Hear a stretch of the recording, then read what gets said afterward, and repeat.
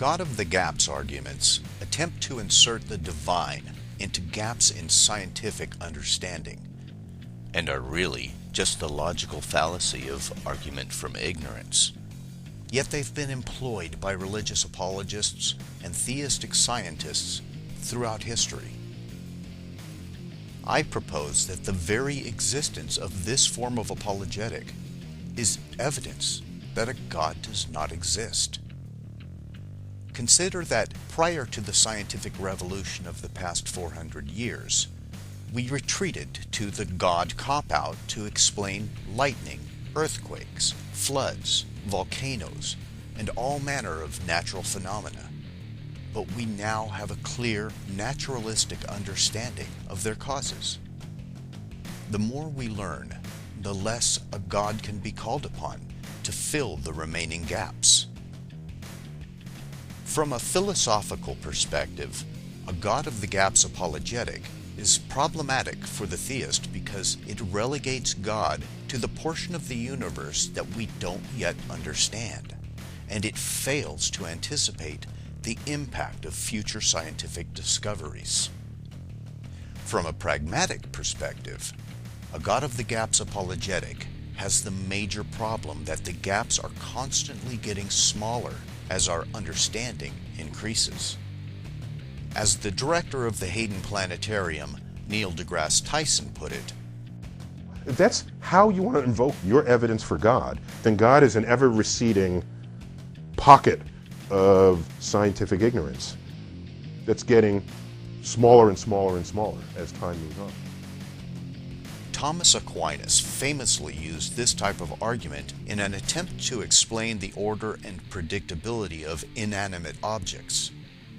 Later, Isaac Newton, a deist, developed equations that explained much of the order of inanimate objects, destroying Aquinas' God of the gaps argument. However, Newton was subsequently guilty of the very same fallacy when he supposed that the intervention of a god was required to explain why planetary perturbations didn't destabilize the entire solar system over time. It was Pierre de Laplace who later disproved Newton's God of the gaps using Newton's own calculations. More than a century after Newton, William Paley, with his divine watchmaker analogy, argued that the complexity and appearance of design in nature was evidence for God's existence. But only a few years later, Darwin undermined Paley's argument from design with his sublimely elegant explanation, evolution by natural selection. Contemporary notions such as William Dembski's intelligent design and Michael Behe's irreducible complexity are just some of the latest in the long line of God of the gaps arguments.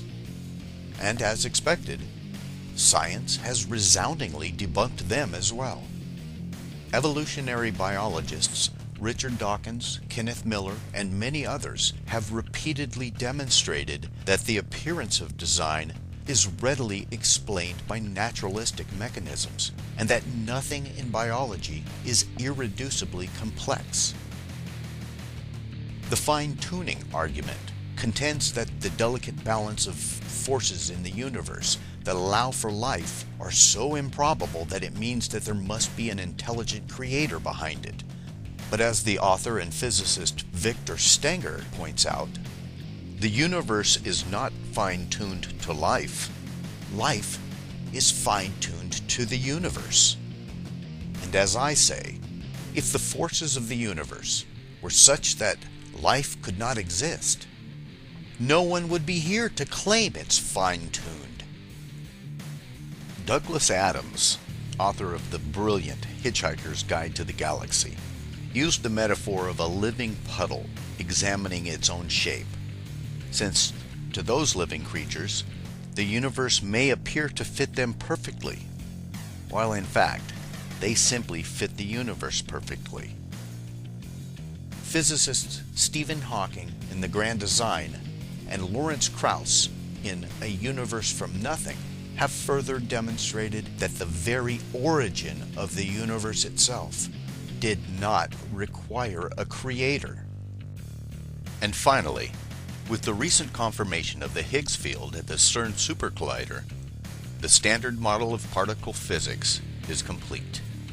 And it seems the ironically named God particle has just made the existence of a God much less likely. Whenever the hand of God has been inserted to explain anything in nature, it has proved erroneous.